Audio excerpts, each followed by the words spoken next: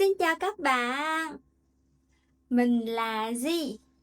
Hôm nay mình sẽ tiếp tục giới thiệu với các bạn một món ăn nổi tiếng của Việt Nam nữa. Đó là món bánh xèo. Bánh xèo có rất nhiều kiểu ở Việt Nam. Có những chỗ thì làm với tôm, mực, rồi có chỗ thì làm bánh xèo với thịt. Có loại bánh xèo dai và bánh xèo giòn. Bánh xèo dai thì nó sẽ mềm mềm, còn bánh xèo giòn thì khi ăn nó sẽ giòn tan ở trong miệng. Ngày hôm nay mình sẽ cùng các bạn làm món bánh xèo giòn nhân thịt heo và tôm. Bánh xèo sẽ được ăn chung với nhiều loại rau thơm khác nhau. Có những chỗ thì sẽ ăn chung với khế hoặc là quả vả nữa. Bánh xèo ở Việt Nam rất là đa dạng. Nếu các bạn có dịp đến Việt Nam thì hãy nhớ ăn thử món bánh xèo nha. Nguyên liệu làm món bánh xèo ngày hôm nay cũng rất là đơn giản. Bột bánh xèo. Đây là bột bánh xèo mình mua ở siêu thị. Trong bột bánh xèo thì thường có 3 loại bột: bột gạo, bột bắp và bột mì. Hôm nay mình sẽ dùng loại bột bánh xèo này. Tiếp theo là tôm. Tôm này là tôm nhỏ, nhỏ xíu, có thể gọi là tép, con tép. Ở đây mình có thịt heo, mình có giá. Đây là giá. Món bánh xèo ăn kèm với nhiều loại rau khác nhau, rất là thơm. Ở đây là có húng cây, diếp cá. Rau này có ở trong video chả giò. Các bạn đã xem video chả giò chưa? Đây là rau tía tô. Còn đây là rau gì? Rau này là rau gì? Đây là rau cải bẹ xanh. Đây là rổ rau hôm nay mình sẽ ăn cùng với bánh xèo. Mình sẽ làm nước chấm là nước mắm. Và điều làm cho nước chấm bánh xèo đặc biệt đó là có cà rốt và củ cải bào chua. Mình có cà rốt và củ cải trắng. Hai cái này mình sẽ bào sợi và trộn chung với giấm để làm chua. Mình sẽ bỏ hai cái này vào trong nước chấm và ăn chung với bánh xèo. Rất là ngon. Đó là tất cả các nguyên liệu mình cần cho ngày hôm nay. Bắt tay vào làm thôi. Bây giờ mình sẽ lặt rau trước và ngâm rửa với nước muối. Các bạn thường rửa rau với cái gì? Ở Việt Nam, người ta hay rửa rau với nước muối hoặc là với giấm để làm sạch rau. Mình hay rửa rau với nước sạch cho hết bụi và dơ. Sau đó mình sẽ ngâm rau với muối trong vòng 10 phút. Rồi rửa thêm lại một lần nữa với nước sạch. Vậy là xong. Như vậy là có thể yên tâm để ăn rau sống rồi. Các bạn thường rửa rau sống như thế nào? Bình luận ở dưới cho mình biết với nhé. Mình lấy một cái rổ nhỏ.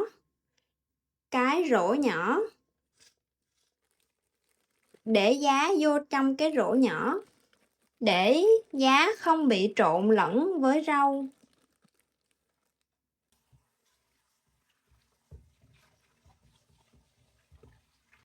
Mình sẽ bỏ muối vào trong nước để ngâm rau. Lấy 1 muỗng muối, 2 muỗng muối.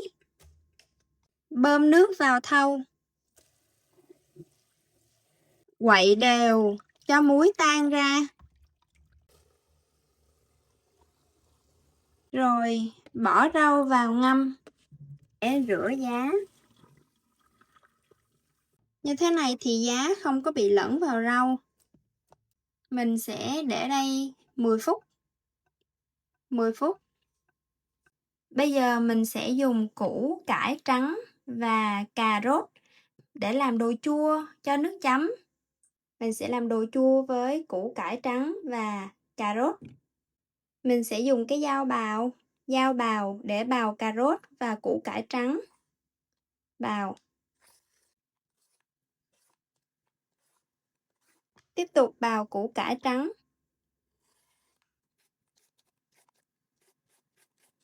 Đây là vỏ của củ cải trắng. Đây là củ cải trắng. Vỏ của củ cải trắng. Mình sẽ dùng cái đồ bào. Đây là cái lưỡi bào sợi. Mình sẽ dùng cái lưỡi này để bào.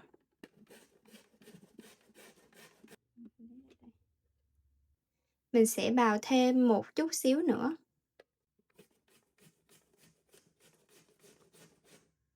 Bây giờ mình sẽ tiếp tục bào củ cải trắng. Củ cải trắng bào sợi. Đây là sợi củ cải trắng. Sợi củ cải trắng. Đây là sợi củ cà rốt. Sợi củ cà rốt. Bây giờ mình sẽ lấy cái này để làm đồ chua.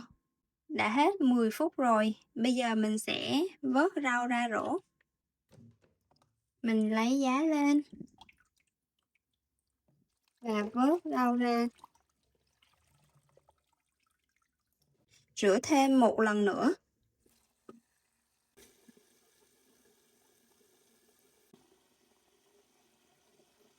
Mình rửa giá.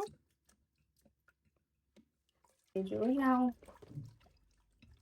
Nếu có dịp đến Việt Nam thì các bạn hãy thử các loại rau thơm này nha. Rất là thú vị đó. Và mình sẽ để mấy cái rau này cho ráo nước. Bây giờ mình sẽ làm một phần đặc biệt của nước chấm, đó là đồ chua. Mình sẽ lấy một cái hộp, bỏ nước vào đây. Mình đã đổ nước vào rồi. Bây giờ mình sẽ bỏ đường. 1 muỗng đường, 2 muỗng đường. Giấm. Giấm để tạo độ chua. Một chút xíu muối. Một chút xíu muối. Rồi dùng cái muỗng quậy lên.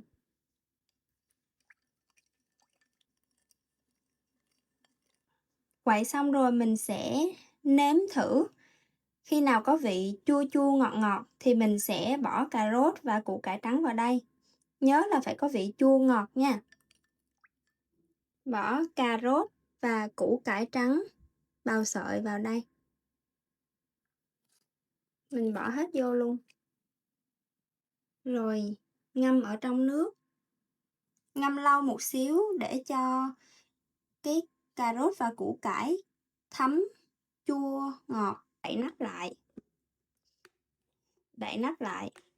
Có thể cất tủ lạnh để ăn trong vài ngày. Bây giờ mình sẽ lột tép. Con tép thì nhỏ hơn con tôm. Các bạn có nhớ con tôm, cái video làm gỏi cuốn thì con tôm nó rất là to, to như thế này.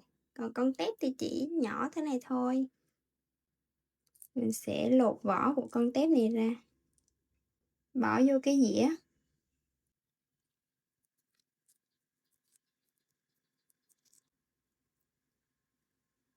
Thịt heo sau khi rửa xong mình sẽ cắt ra. Bỏ phần da. Cắt nhỏ miếng thịt này ra.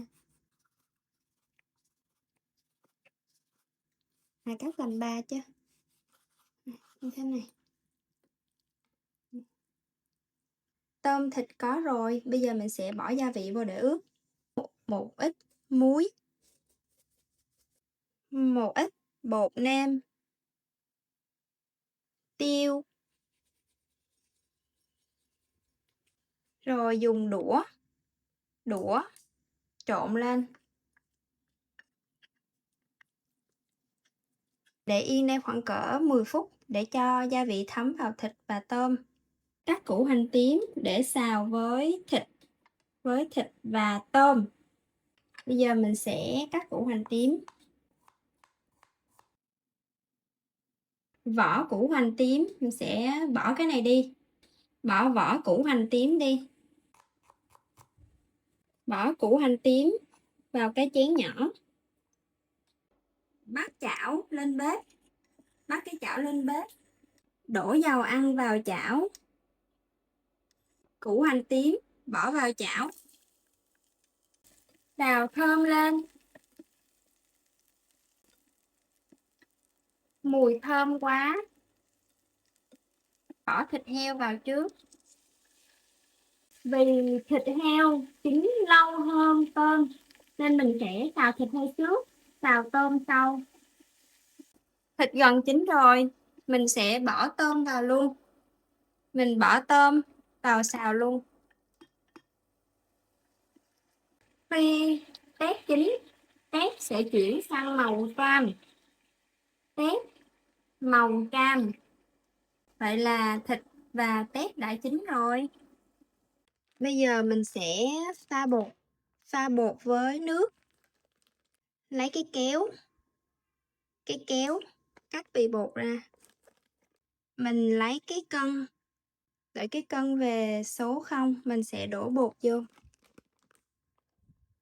100g bột. 100g bột. Mình sẽ đổ vô đây 225ml nước. Mình lấy ở trong cái gói bột bánh xèo này có cái gói bột củ nghệ. Mình sẽ lấy bột củ nghệ bỏ vào đây để tạo màu vàng. Mình lấy kéo cắt gói bột củ nghệ. Cắt hành lá. Đây là hành lá. Mình sẽ cắt nhuyễn hành lá.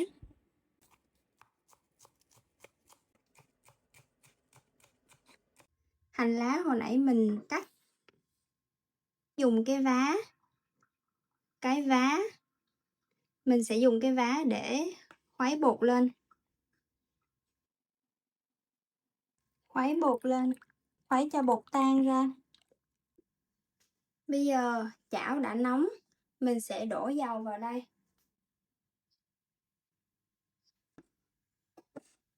Mình sẽ múc một vá bột lên. Các bạn nghe cái tiếng xèo không? Đó là lý do tại sao gọi là bánh xèo đó. Mình bỏ tôm, bỏ thịt, bỏ giá vô.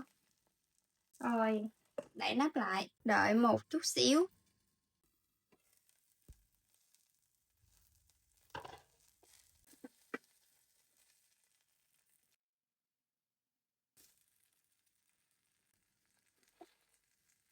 Mình sẽ lật bánh xèo lại.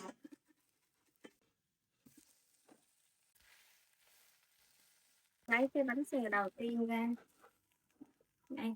Để cái bánh xèo lên dĩa. Đây là dĩa rau mình đã chuẩn bị sẵn để được một cái bánh xèo. Bây giờ mình sẽ đi làm tiếp cái bánh xèo thứ hai.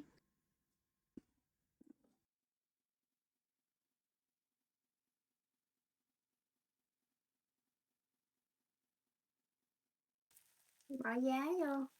Đậy nắp lại. Đợi 2 phút. Chén nước mắm này lát nữa mình sẽ bỏ đồ chua vào để ăn.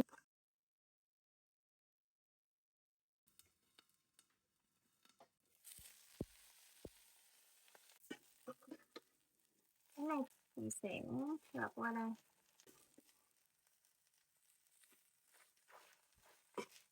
Mình sẽ lấy cái bánh xèo này lem lên để lên dĩa.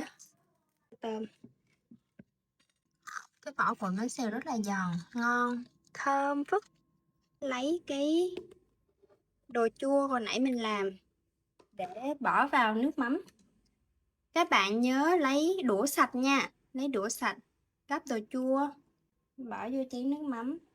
Đây là chén nước mắm đã bỏ đồ chua vào rồi, rất là thơm.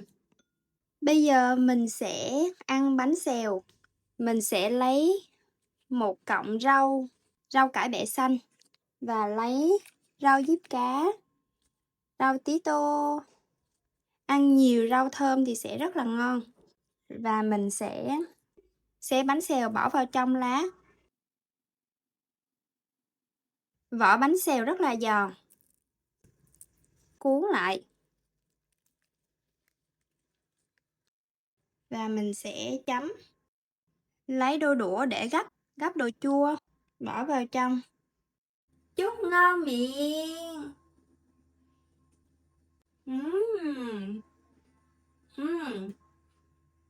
Ở bên trong bánh xèo rất là giòn, có thơm mùi thịt, thơm mùi tôm, các loại rau thơm hòa quyện với nhau và đồ chua sẽ bùng nổ hương vị rất là ngon. Món bánh xèo này làm đơn giản nhưng mà ăn rất là tuyệt vời. Hôm nay các bạn cùng mình làm món bánh xèo có vui không? Các bạn có thấy món này dễ làm không? Nếu các bạn thấy thích hay là còn thắc mắc cái gì thì hãy bình luận ở dưới cho mình biết nha. Các bạn hãy thử làm món này ở nhà nha. Nếu có dịp đến Việt Nam thì đừng quên ăn thử món bánh xèo. Cảm ơn các bạn đã xem hết video ngày hôm nay. Hẹn gặp lại các bạn ở những video nấu ăn tiếp theo. Xin chào, hẹn gặp lại.